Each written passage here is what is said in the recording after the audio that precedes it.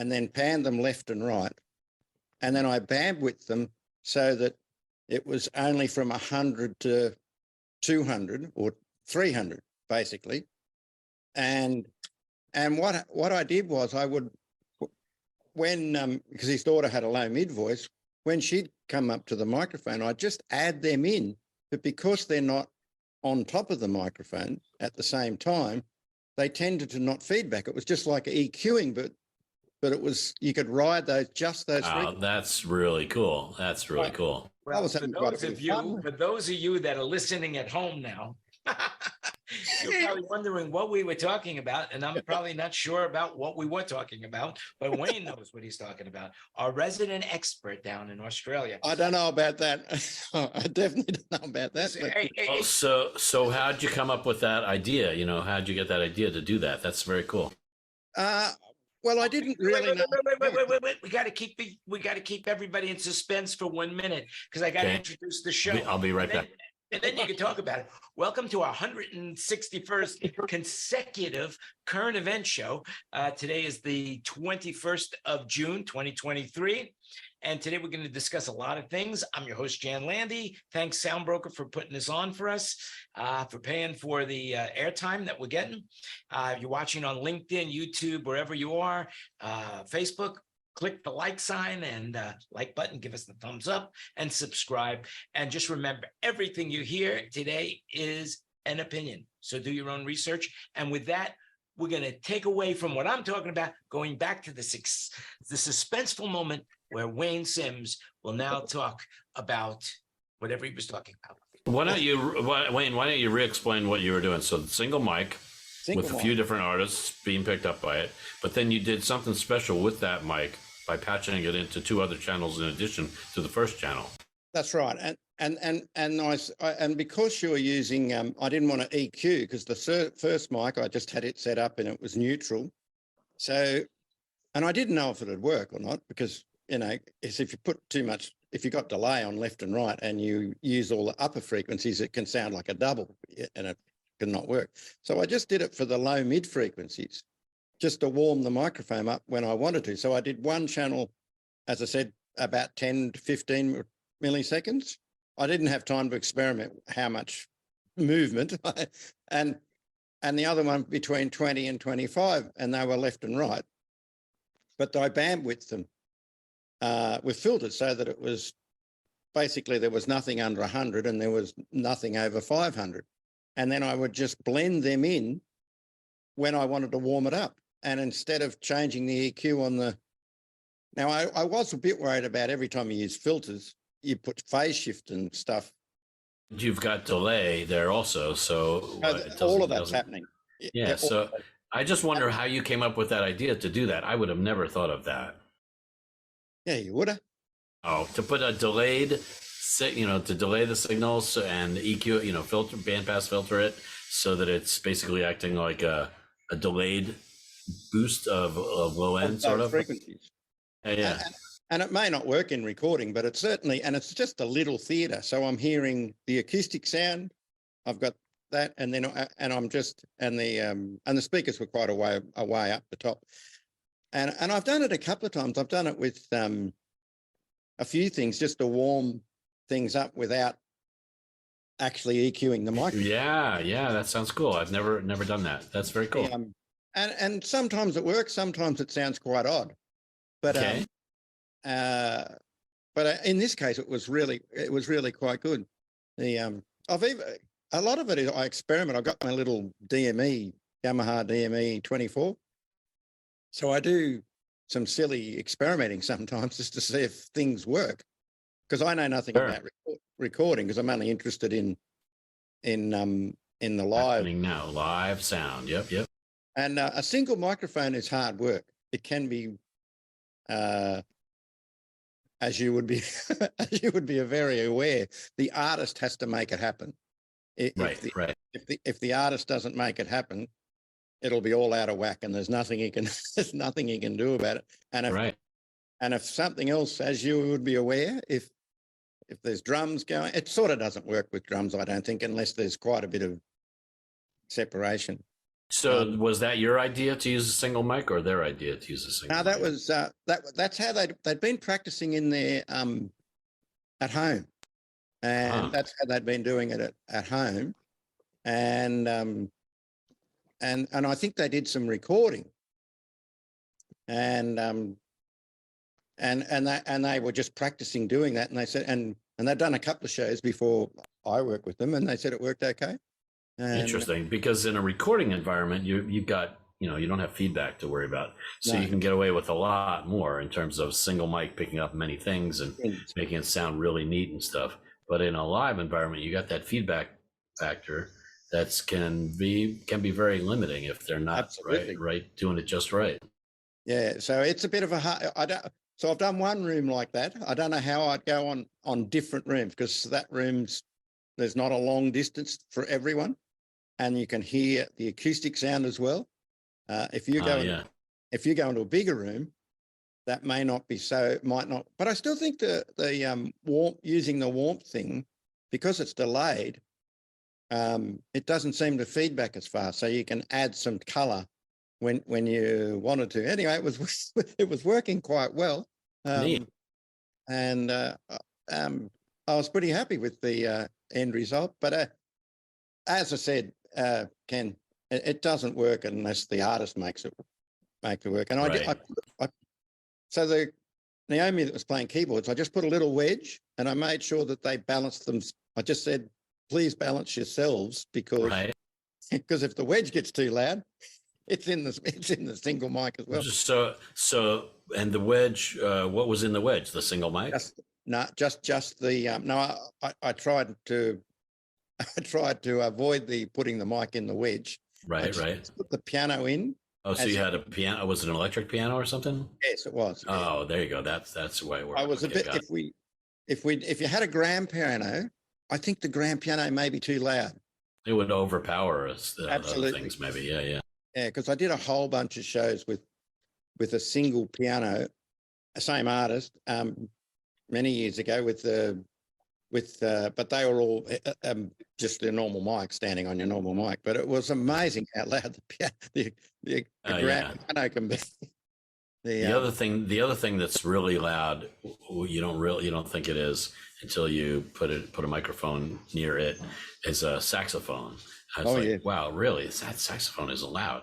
But yeah, the microphone picks up things interestingly, Yes, and they don't tend to because they got pattern. They don't pick it up the same as when you're standing in front of it. I mean, I haven't worked with any of those fancy microphones, all the really expensive studio type mics. But I do look at all their patterns and their frequency response of the pattern. And I go, so interestingly to me is what makes a $6,000 microphone so much better than, say, a $2,000 microphone when you get to that point. And that's the question. So do you know the answer? No, obviously build quality. build quality. Some of it would be build quality. So what's an example of a $6,000 microphone in your mind? Well, I was thinking like, the big Newman microphones. Like a U87 or something, or a U47 FET or something. I think you're a little bit off on the price there, Wayne. I think that you're talking about 14 to 25,000. Serious? Are you serious, Jan? Really? Oh, how about that? So what makes it worth that much money, I guess is the question, Jan. Ego. That's it. You got to have it, because that's what the Beatles used to record, whatever it is, the Rolling Stones, whatever, it's something that it's hard to come by. It's, like everything in life, we all get paid for what it is we do, our ability to do it, and the difficulty in replacing us. And so the reality is it's really difficult to replace one of those classic Neumanns, So you're talking about like an original 1970 U47 tube or something. Go back further. Okay. You know, like you were in Abbey Road. By the way, Wayne, when you started talking about that mixing of the microphone the way that you did with I said, that's how the Beatles did it on Abbey Road. I just remembered it, you know. Oh, no, maybe not. All right. Maybe not. Digital delay in 1964, not so much. But they might have done something like that with tape, using tape, though, because they were very innovative. You know, George Martin and Jeff Emmerich were very innovative. They would do stuff that nobody had ever done before. I wonder if they ever used a Mellotron. The Beatles ever used a Mellotron? Well, the Mellotron didn't come out till the 70s, did it? I don't know. David, when did the Mellotron surface? Yeah, a resident expert is silent. Okay. We could look it up. Well, you know what? The interesting thing is, you know, we're talking, I see how I slipped the Beatles in right there, Wayne, on you. Because Paul McCartney just announced that they're going to be putting out a new record. It'll be the last Beatle record ever to be put out, so they say. And it's going to feature John Lennon on a demo that he did. You know, it's based on, they used some AI to make it happen. The Mellotron was developed in England in 1963. So it could have happened. They could have used some Mellotron. Isn't there some Mellotron on some Beatles stuff, maybe? I think, I don't know about that, but I know the Moody Blues used it. For sure. You know, anyway, you know, that, what could I say? I mean, you know, artificial intelligence is making its way. I just watched this really interesting speaker on artificial intelligence. Zoom had done a seminar, and this guy's like the leading expert in using artificial intelligence. And his concept and ideas were really cool about how artificial intelligence is not at the point where we have to worry about it being, you know, like the Terminator type, deadly to the human beings on the planet. But the reality is that it does help people do things, certain things. It does make it easier for you to do things. So an example of how great artificial intelligence is with music is that the who is it now? It's the Lucasfilm people, I'm pretty sure, have this artificial intelligence based device that separates audio for, let's say you have a vocal and a guitar and a tambourine all on the same track. You can get from that, using that device, you can get 3 separate tracks, vocal, tambourine, and whatever I said. The 3 separate things will come up on 3 separate outputs of this device, or maybe it's 3 separate passes of that recording. But they use it, and they use it for whatever they use it for, and they don't allow anyone else to use it except Giles Martin. I say hello to my friends. Hi. I think we have a special guest star coming in, a real guest star. Oh, hi, Charo. Charo, ¿cómo estás? Hi, Jaro. Hi, I Charo. am here with super guapo Oh. David Dusky. Hola, Charo. Can you hear us? Yes. Yeah, we hear you. Hola, ¿cómo estás? Really good, really good. That's funny. If I ever would have been on a cruise. There you go. Sounds like you're in a fringe area. Hi, Thanks where for the are cruise. they? He's in Las Vegas. He's in Australia. He's in Arizona. He's in LA. I was in Australia many times, Las Vegas. Oh my God, you are very lucky to have great friends. Well, we are in LA. Yep. We're in Beverly Hills. We are in Beverly Hills, and tomorrow, no, the after tomorrow, we're going to be in Seattle. Right. Seattle. The queer bar. Yeah, queer. All right. I have to go. Goodbye, everybody. Bye-bye. All right, bye. Thanks for dropping in. See you, That was Dave. fun. That was fun. We had a celebrity come in the This is room. the super- Celebrity, we had a celebrity sighting and participation. That's pretty amazing, Jen. Good for you, David. Yeah, very good. So that's really cool. That was really cool. I should. So you know those microphones? Sorry, Jan. You know those microphones, the radio mics you were talking about, the Axiom is, or what are they called? Sure, Accent Digital. Yeah, yeah. So I was Googling them up the other day, and it is good to think that I'm not 100%, and I haven't used them, obviously, that you can actually turn the gain down at the microphone preamp in the microphone. And you can do that remotely, From the though, right? console. Right. Sorry? That's great, right? Yes. How It's many called times? data. It's got a data stream that goes between it, in addition to the audio stream that goes between it and the receiver. Pretty cool, right? Absolutely. Because how many times have you been doing a show and all the radio mics are all different, and then and you can't change them once they're. I always love But it. yeah, once you hand them out, yeah, you can't change them. Yeah, But I always but those the Axions you can. Yeah, it's pretty cool. Yeah, I thought that was unreal. Yeah, the Axion is a good system. It basically is designed so that you don't get any glitches, and it automatically transfers over to another frequency if if it's hit, if a frequency is hit. And so, are you using them at all with Menlo? No, we're old school. We're UHFR. However, when we did our Radio City engagement, we used 6 Axions for the singers from his Broadway show. Yeah. Well, very anyway, yeah. Oh, sorry, carry on. Go ahead. What about it?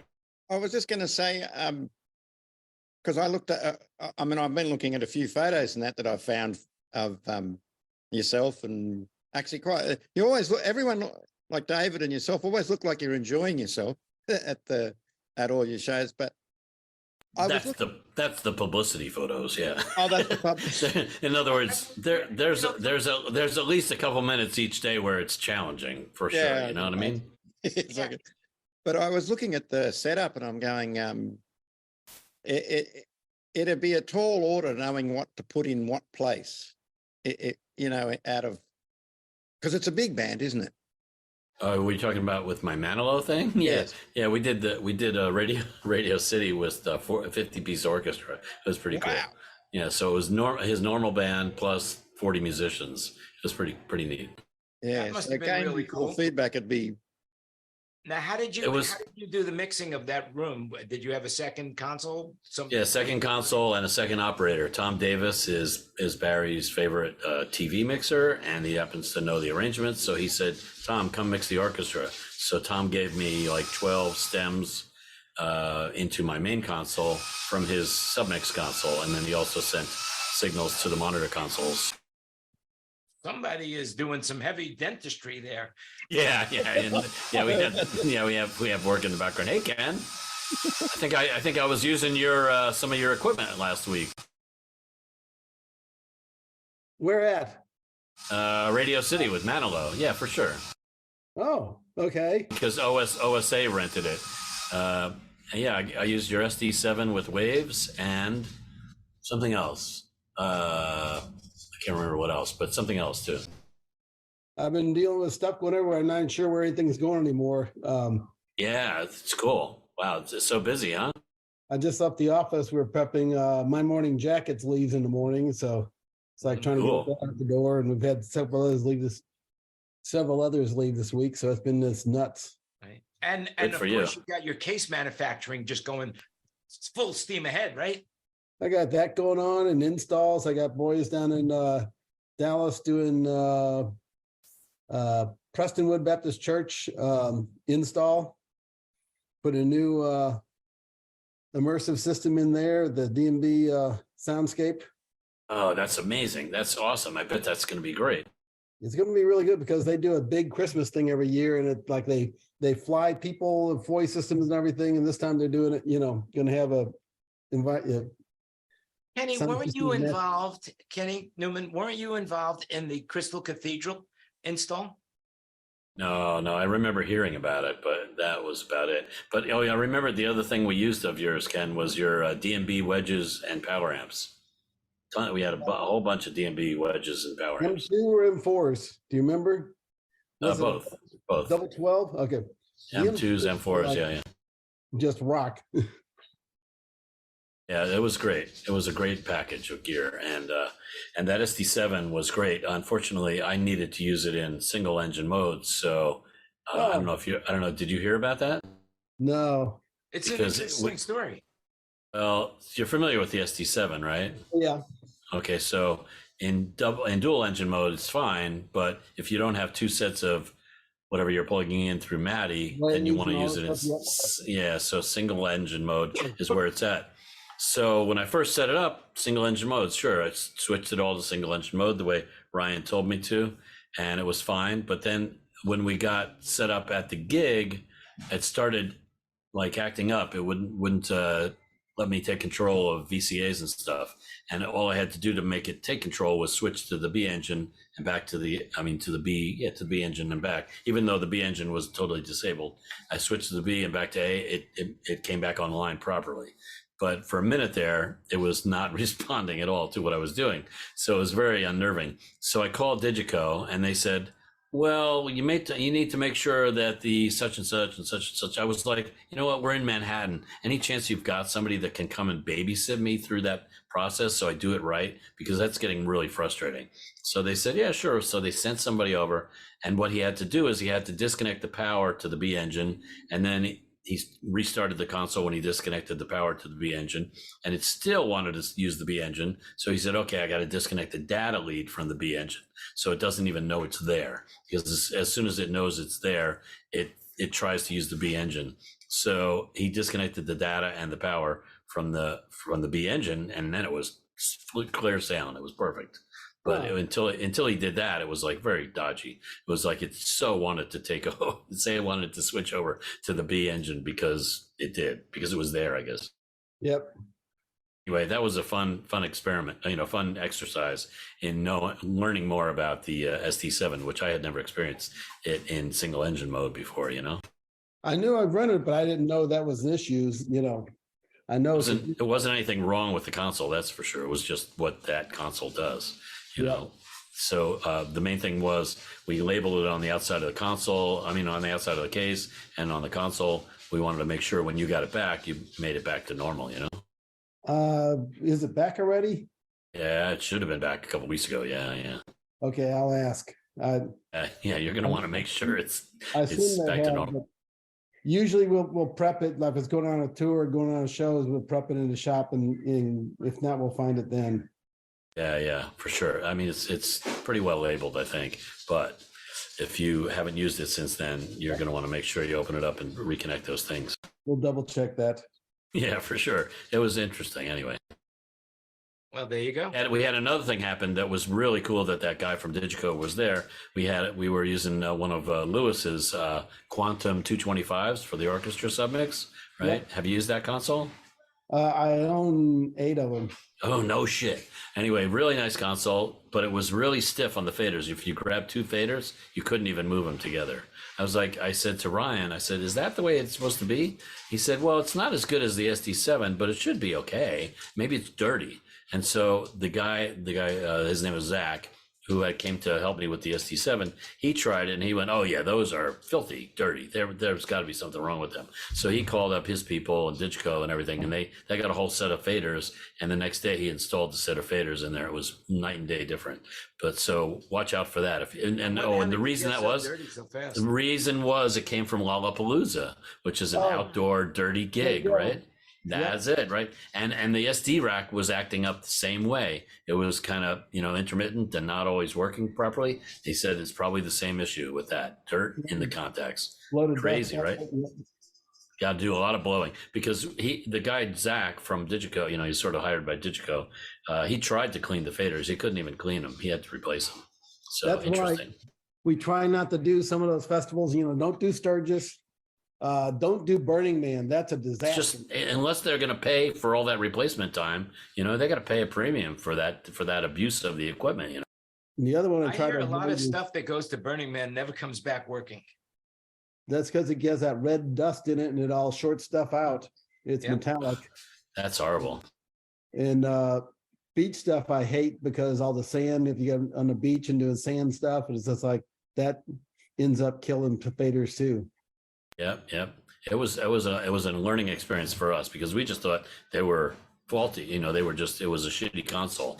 But then once he put the new faders in, we're like, oh, this is a great console. Yep. Oh yeah, it's good. The only problem I have with that console is it only does 72 inputs, but the 9 does 96 inputs. The 12 does 90. My 12s do 96 inputs. It's like, what are you guys thinking? It's the other side. Well, we're trying not to undercut the other business. I'm like, it's separate. It's on the Q side, not the SD side. Right. You would think they would be more capable, right? Well, the problem I got right now is I got two of them on a tour, and since they announced the PM, not PM, but the DM7. DM7, as soon as I get that in, they're bringing back the 225s to take the 7s out. There you go. Yeah. Well, so and the output capability of the Q225 is not particularly great either. I would have rather had an ST1296 because it would have had more outputs. Yep. And more inputs, frankly, too, right? But we didn't need a lot of inputs. Well, the 72 gets split between the inputs and outputs. I see, right. If you have 72 inputs, if you put full 72 inputs, you only have 2 outputs. On what? On the console. Not on which one? On the console, on the 225. No, that's not true. Is that true? No, we had plenty of inputs and 40. I used 40, I think, or 36 outputs, maybe. I had plenty of inputs and plenty of outputs. Okay. So maybe you're thinking of old Soundcraft. I remember Soundcraft was that way. Something like that, yeah. Well, he doesn't mix anymore, Kenny. Not like you.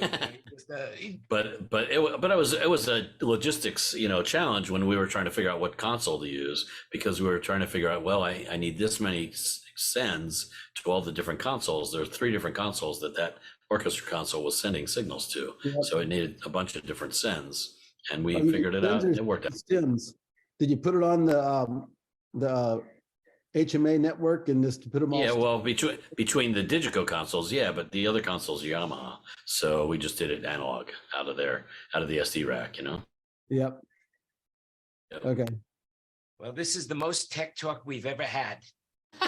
Well, the Kens, watch out when you get the Kens talking together, and Wayne with his ideas. Wow, crazy stuff. We just got to get some Barbies in the room. That's it. Yeah, we're close with Wayne. Wayne can be a Barbie. Okay. The shrimp on the Barbie. Put a shrimp on the Barbie. Yeah. So I got a current events question for y'all.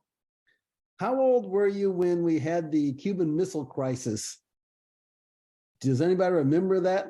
Well, that must have been when I was less than 10. Less than 10. I was like in 7th or 8th grade. Yeah, and you guys were all in No, you were in New York, weren't you, Jan? I was in New York, yes. And so what was the attitude? Were you worried anything? Do you have that? Because that's also the same period of time when we used to have at school, we'd have all the Russians were going to bomb, the US, and we had to do all the well, they put in preventative methods. In our school, they put in preventative methods so that we would all be safe if we did get nuked. We got under the desk. That was what we were supposed to do, and that would have saved us. I mean, it's just the same as if it was an earthquake. Let's get in, let's get under a doorway. That's it. It's a crazy talk. I remember the question we had is that so we have these big windows, and we get under our desk, and if all the windows blow out, what's it going to do for us?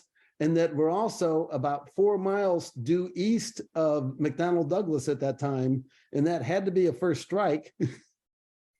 So we weren't winning anyway.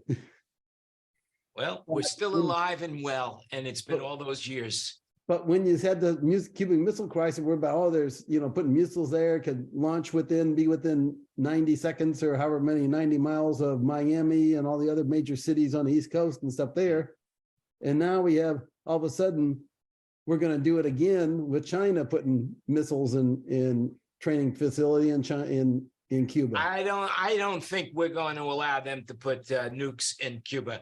We didn't do it once. We're not going to do it now. Well, Blinken was in China saying everything was lovely. Well, I kind of missed that. Worried, Jan? Or you're on the other side of the country. It doesn't matter to you. Yeah, the last country they're going to bomb is Thailand. That's about it.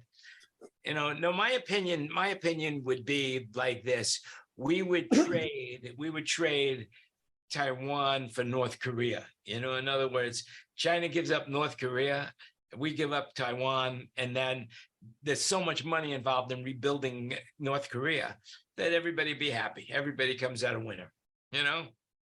So that's my philosophy. I don't think China has much to do with North Korea. Yes, they do. Absolutely. If it wasn't for China, there would be no North Korea. Just remember they are on the border. I mean, their biggest border is with China. Yeah. So if China wanted to stop them completely, it would just be one phone call, and that would be the end of North Korea, because they wouldn't nuke China, but they would nuke South Korea. And there's no reason why they would nuke South Korea if China was attacking them, because China is not an ally of South Korea. Logic. I don't know. I think Kim Jong will do what he wants to do. He doesn't care. I think we should put that in artificial intelligence. Let's ask ChatGPT So- what'll happen. So let's talk about artificial intelligence. So are we heading on toward artificial intelligence wireless microphone operation? Are we in getting close to artificial intelligence mixing and console mixing stuff there? Well, I will tell you, okay, so I have some input on this, because Okay. they did an experiment at White Castle.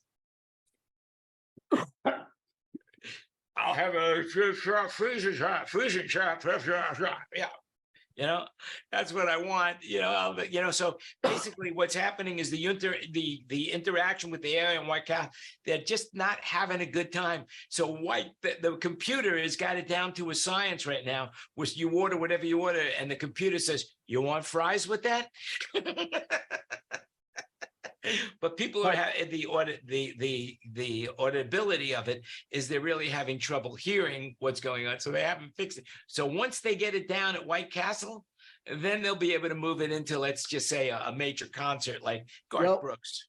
Well, you can do that, but we also had the problem is that there was was it a song on the charts that came out, whatever, that sounded like Drake and The Weeknd, and it was all AI.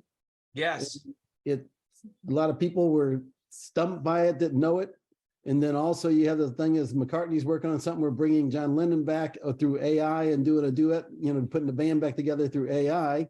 Right. But we saw that the Grammy Association basically will not allow AI songs to be, to run in the award show.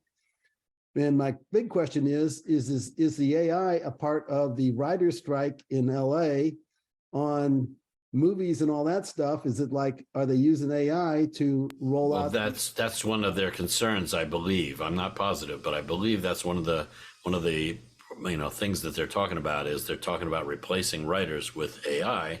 So the writers want to make sure they have solid jobs, I think.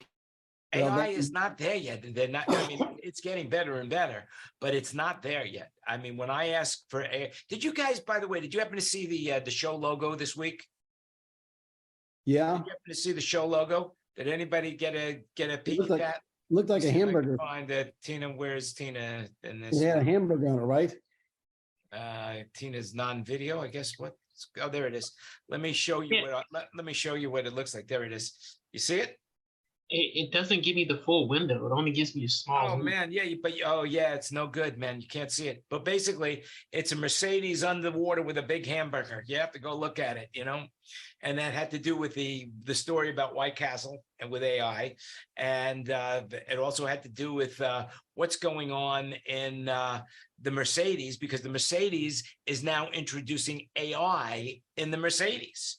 And I don't know exactly how that's going to interface, but the new software in Mercedes will all be realistically like human dialogue built into, so like you're having your own carpool buddy in the ChatGPT with Mercedes. So that's coming out, But of course, and why is everything underwater? Well, look, let's talk about the Titan, the submergible. Now, is this not outrageous or what?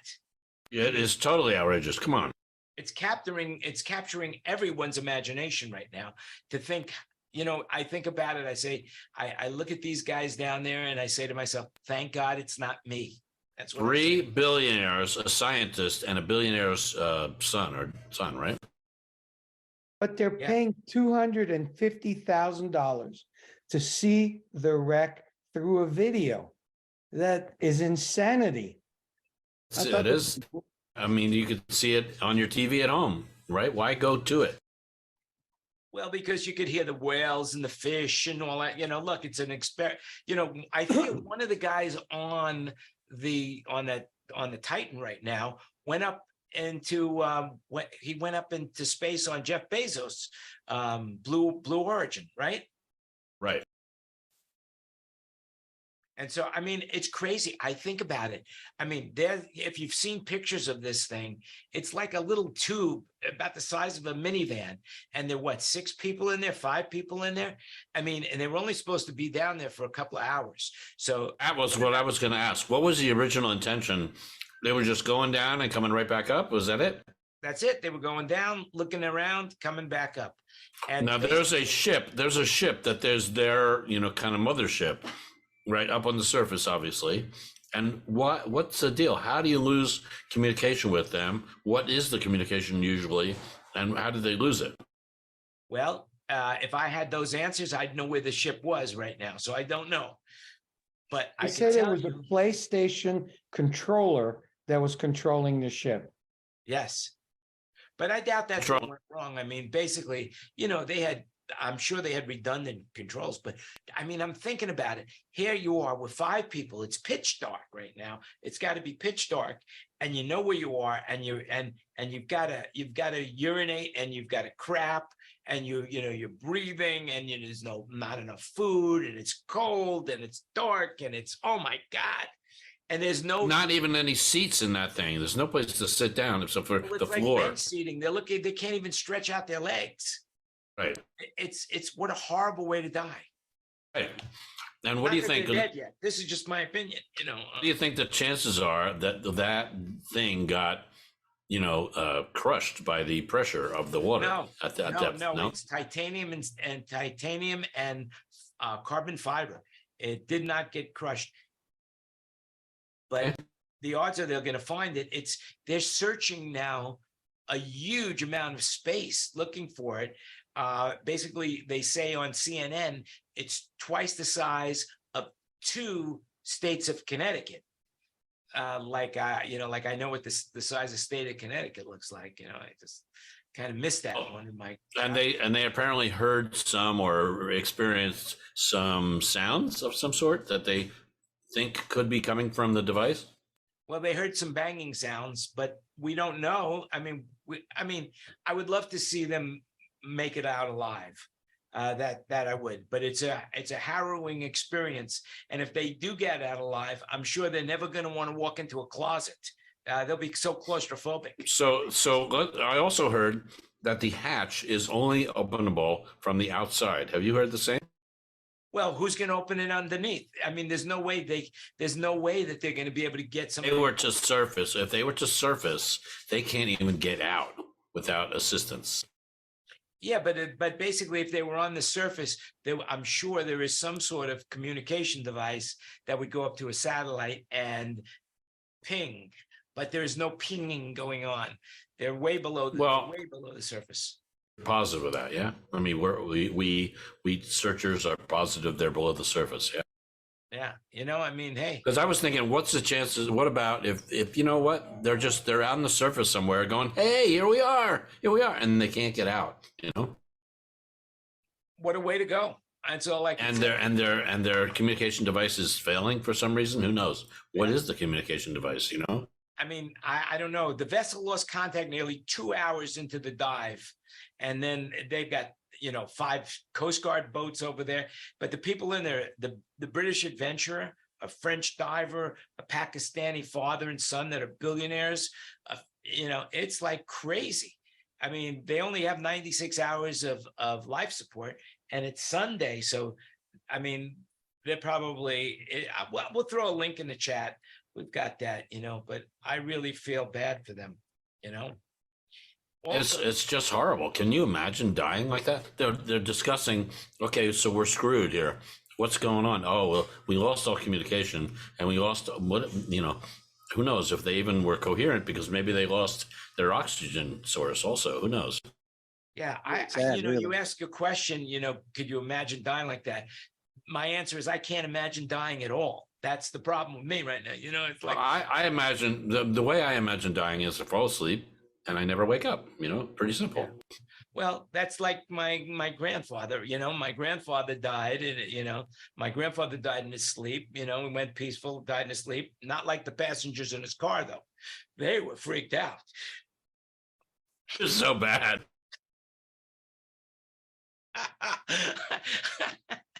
One last So one. bad. We had an airplane that Everybody lost consciousness and it just flew till it ran out and crashed. That happened last week, right? Was it 2 weeks ago? I thought, wasn't it? Yeah, well, sure, recently anyway. And then it happened to a golfer several years ago, in his plane flew all the way somewhere in Nebraska before it crashed. Yeah.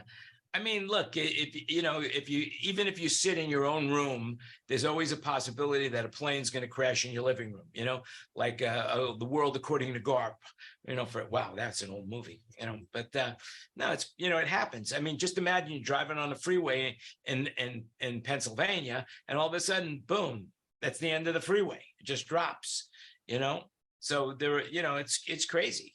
What could happen? I mean, the one thing you never know when it's your time.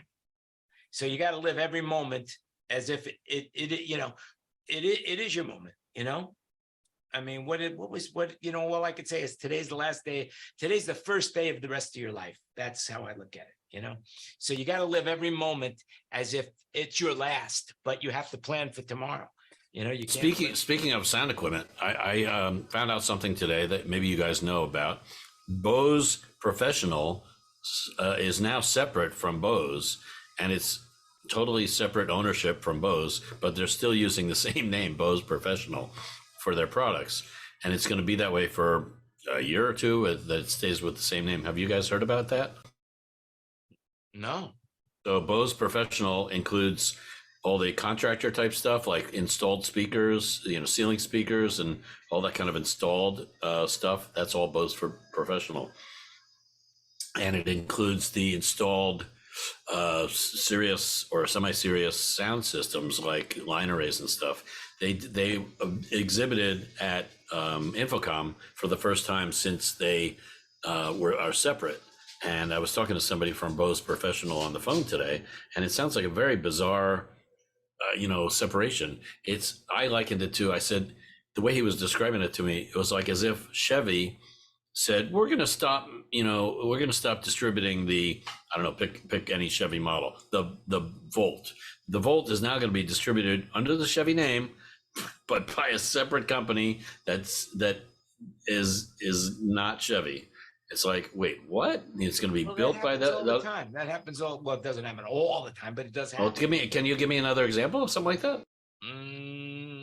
I'll come up with it. Just give me a second. All right. But I just thought that was kind of interesting because they are the distributor of the Bose Professional portable sound systems, the semi-pro sound systems, like the one that's at the Westgate in Las Vegas. Bose Professional is the distributor of those, but not the manufacturer of them. It's just interesting line that they drew. And the reason they did that, according to this guy, was Bose was operating in the red and they needed to spin off generate some income. So they spun off one of their divisions, which was the Bose Professional. They said, all right, we're going to take Bose Professional and sell it to another company. It's going to be totally independent of us. It's going to use the same name still, but it's going to be independent of Bose, the company we know and love. Interesting. That is very interesting. If you're a fan of those, then those who know. I did a couple of repairs on some 802s last week. Oh, no kidding. How about that? Oh, is that considered Bose Professional? I wonder. I think they were originally. I mean, this is not exactly the same, but all the manufacturers now, or basically Tesla just made a deal with Ford, and Ford is now going to use the Tesla connector. And it seems like the government-backed connector is the CCS connector, but now everybody's going to change over to the NAC connector, which Elon Musk designed, and he's not charging. He's not charging anybody for that. Yet. Well, they're putting it up for free. So here's the thing. So then that makes it so that Fords with that connector and Teslas that already had that connector will all use the same charging stations, right? Yeah, and they're saying eventually that everybody that it's like, like Beta and VHS, where VHS won out, it's Elon Musk has won out. The NACS is going to be the standard of electrical vehicles. And that's great. I want to remind you that Elon Musk gave his proprietary information to the world to use something. I don't know if it was his charging or his batteries or something, Yeah, but that's what it is. It's the charger. It's the charger connector. No, I mean, years ago, when the car first came out, he gave away proprietary information and said, this is for the world. He's a crazy, crazy businessman. Yeah. David, I was He's the just richest talking. man in the world right now. I mean, so we Still? Yep. He just became the richest man in the world again.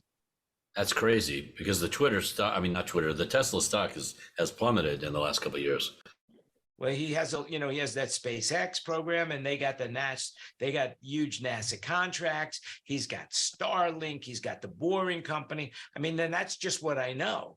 But Right. of course he does have a dog like Twitter, and then but Tesla is like really a popular car. Yeah. Everywhere here in LA. It Everywhere. sounds like Tesla charging is going to become, their method of charging and the connector they use is going to become the standard. Would you agree, Jan? That's what it says, and that's what everybody's saying, because How Ford much- just made the deal. And now How much do they charge for the charging? How much does everybody have to pay every time they charge? well, it's going to be $1 billion business of the chargers, but right now the connector is free. The connector, there won't be any royalties on the connector for Elon Musk. So Yeah, but whatever the the driver- connector costs. Driver pulls up at the station and hits a charge on it. How much does he hit his credit card for to charge it? Well, that's I where wonder. they're making their It money. depends on the time of day. Like if it's a busy time, like usually in the late afternoons, Tesla charges more. So it could be a difference of $12 because it could be a $5 charge in the morning when it's not busy, and $12 to $15 charge or upwards if it's like between like 4 and 7. Yeah, but keep in mind, all chargers in the country are going to be on one standard, which is probably this one. And then it's whatever charger you go to. It's not all Tesla chargers. It's just that Tesla has a reputation for having chargers that work well, period. Yeah, because the other basically chargers they won do- the a lot of war other here. chargers, when you pull up to They them, say they don't work. 50% of all the chargers out there besides Tesla are not working.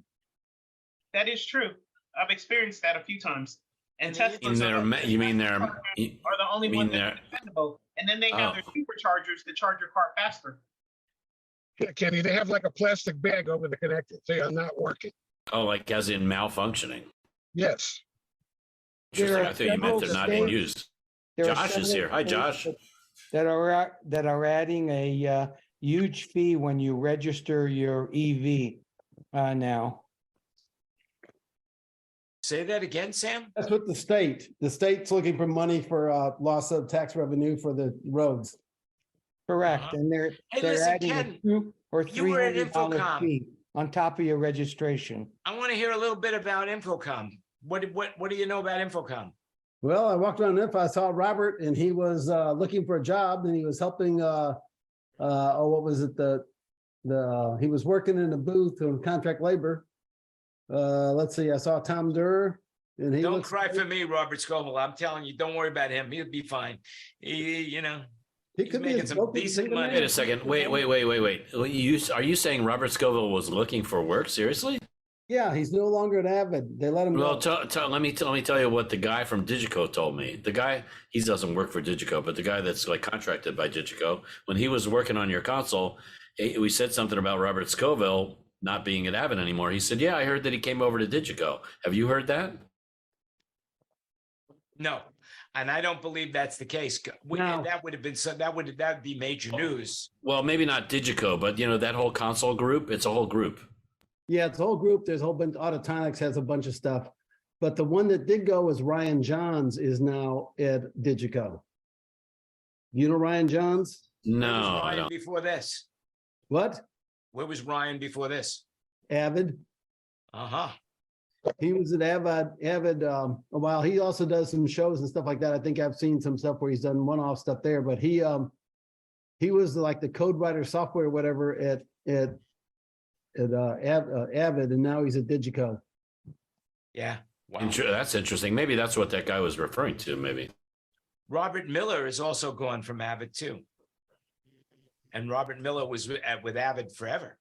He really pioneered Avid in the studio realm. Avid Avid Live, I don't know what's going on there, but things have gotten a little weird. They've raised the prices, the discounts dropping, is getting narrower. The other one right now is Waves let a bunch of people go last month too, so that's a little weird also. They're struggling. Yeah. Well, the changes they went through with that whole subscription debacle. I'm not surprised that to hear that they're talking about being hurting. Right. I just But read that, I'm curious to know what was the highlight for you of LDI? I mean, of Infocom. Well, I went and heard the L2, and the presentation basically looks like there's room for an L1 on their slides. So what is an L2? What is an L2 and what is an L1 for those people who have no idea what you're talking about? L2 is a box they say it's equivalent to 4 K2 boxes in one box. It runs on 16 channels amplifier. It's got a bass venting to like 412s on it, bass venting that vent front and backwards for steering and low frequency pattern control. They've got multiple drivers. I can't remember how many drivers it had in the front, and horns and stuff like that. For those who is that the big L acoustic? Is that the big L acoustics cabinet that I saw, Ken? It's kind of looks like 4 or 5 or 6 cabinets in one, sort of. Yep. It's about 3.5 foot tall. How heavy? Right. It's like, I got the impression that's an install kind of thing. Is that a touring device? I think they're touring with it. It's set up the tour. It's got a downfill box and it's got the top box, and put 4 of them in, and you hang them pretty quick and go. They can install it. They can put plates in the side so you don't see the handles and all that stuff. And the rigging kind of the new rigging hook system on it. So it ends up, they're going after the line array, the actual array source where they're making the baffle board all one and all that. So. Wow.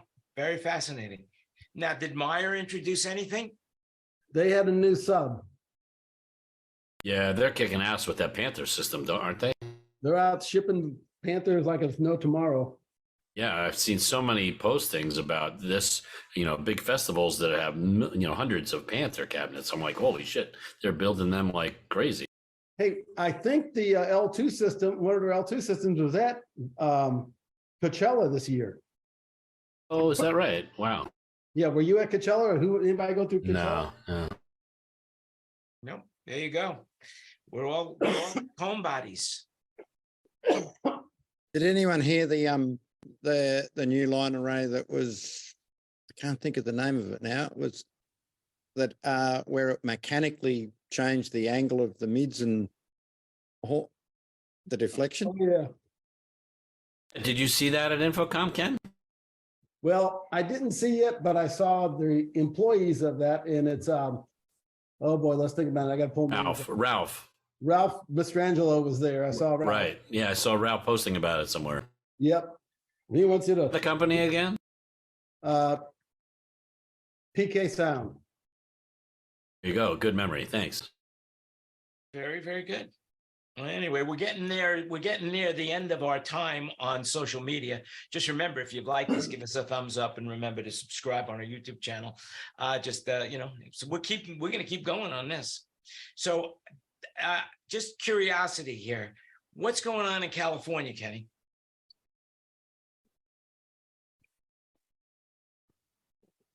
Mr. Newman, are you're muted? Oh, well. I'm sorry. You talking to me? What do you mean by going on in California? It's crazy. California sucks. What? Have you been affected by the insurance situation where it's getting really hard to get insurance? No, my insurance rates went up noticeably, but that's due in a few weeks. Well, they're saying that the major insurance companies are trying to take away all the risk insurance from places like California, Florida, Louisiana. Anything that has some sort of natural disaster possibility, they don't want to cover it anymore. Yeah, I got a letter offering earthquake coverage, but I haven't looked into how much it would cost. But our regular homeowners policy went up noticeably. David had earthquake insurance. I don't know if he still has it. Yeah, my earthquake insurance is now with State Farm, as well as my earthquake insurance is separate. My fire insurance is with State Farm, and they are no longer issuing fire insurance in California unless No new policies, right? policy. If you're grandfathered in, there's no problem, but they will not issue a new one. So it's getting hard to find fire insurance in California. There's always Right. California Fair Plan, which is a pool that the state runs, and it's always more expensive. But bottom line is, you can always get fire insurance in California if you're ready to pay for it. How Yeah, about all the stores that are going out of Union Square in San Francisco? They're closing the mall. They're shutting the mall down there. Really? Why is that, David? It's a Westfield Mall. Too many stores have pulled out, and they don't feel they can make money, and they're actually just shutting it down. Well, San Francisco is as a city is floundering. Is that not true? I think The the downtown area. close got the shrinkage. They just lost the A's, although that's Oakland. The A's are coming here. Yeah, they Giants, David, what street are you on there? And are you in California? Hey, it's the rainbow. Wow. Are you on Sunset Boulevard? Yeah, can you see it? The rainbow? No, where It's overexposed. I think it's overexposed. Well, no, it's underexposed, but I I think can't that see. sign is bright. Well, I'm I see the Guessing HBO sign. passing Bank of America, and I'm about to be in front of the rainbow. Oh, there it is. I see it on the left. It's Yeah. minuscopic there, but it's really good. So speaking of restaurants, did you hear about this restaurant in California? They had to pay $140,000 in back wages to their employees because listen to this. It was called Taqueria Garibaldi in Northern California. They hired a fake priest to hire confessions during work and to get out their sins. And in reality, all he wanted to do was find out who was stealing from him. He found people who were stealing from the restaurant. So he hired a fake priest, and everybody was pouring out their souls to this guy doing confessions. And it was it was like a paid political, Whoa! It was like a setup. They were set up for failure. Yeah. Right, he was Yep. a spy. They're Whoa! asking- That's very bad. Including, cost they them asked them, had they been $145,000. late for work? Had they stolen any money from the restaurant? Did they have any bad intentions? And anyway, they got sued. Well, did you see the Starbucks lawsuit settlement or whatever payment that they had to make millions of dollars to that one manager, the one Starbucks manager, because they fired her. I forget what the exact incident was, but it had something to do with. They Go ahead. fired her. It has to do with the two black guys who came in and were sitting there and wanted to use the bathroom, and they weren't allowed to. And it turned into a whole thing because they weren't homeless, they were customers. And it turned into a whole thing with picketing and everything. And then Starbucks, trying to look like they're woke, fired this white woman manager. And she sued him and said, I got fired because I was white. And they proved it was true. And so she's supposed to get paid like over $20 million, right? Yeah, maybe. It was A a lot really of money. dumb. It was a lot of money. That's like someone. Are they going to counter because she didn't get fired because she was white? Yes, she did. Well, Because that's what her claim was, and That's her claim. apparently the jury Yeah. agreed. And Apparently they the jury proved- agreed. They proved it because they were trying to show that white people, they were equally against white people and black people, or equally for, like there was no color. Look, we Well, fired then black. Starbucks has a terrible lawyer. Well, Yeah, I I know. would think McDonald's had a terrible lawyer when they lost that lawsuit because somebody put a hot coffee in their lap and burnt themselves. I would say, Yeah. my God, you buy a hot cup of coffee, you're expecting it to be hot. Why would this you, coffee was 130 degrees. Yeah, that That's why- coffee was really, really hot. It was scalding, burning hot. It shouldn't be that hot. But you know what? You order hot coffee. You expect hot coffee. That's what I'm saying. That's what I think. I don't understand You how don't you want expect- because you expect you it to don't- be hot.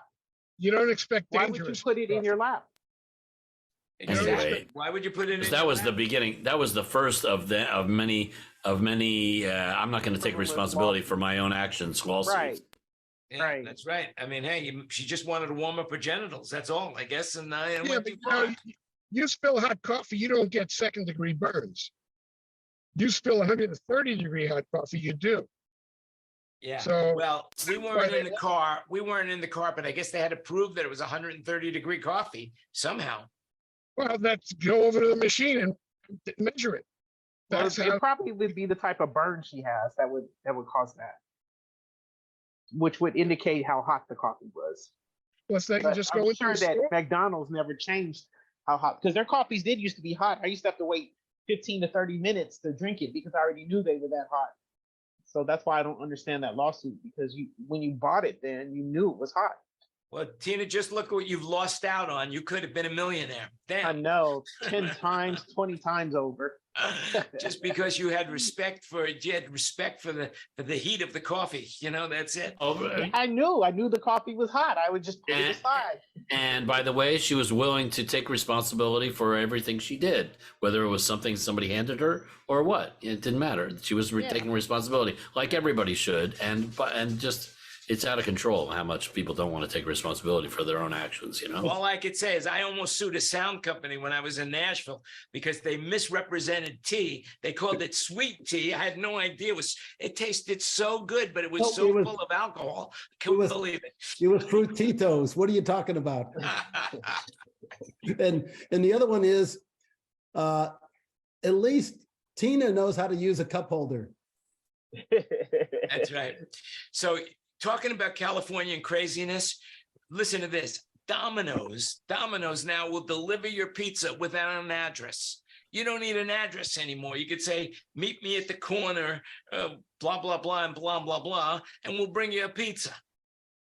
Yeah, they have those corner spots. I mean, they've had them for a while, but I guess they're announcing it they again. say now that they're going to bring them right to you wherever you are. You don't need an address. Just, I don't know how they're going to do it. They're going to track it by your phone. You have to tell them. Yeah, I guess that's how track they're your gonna do phone, because you could track their drivers. Yeah. Not that I eat a lot of Domino's and know this. I just kind of know this. You know what Domino's has really good? Chicken wings.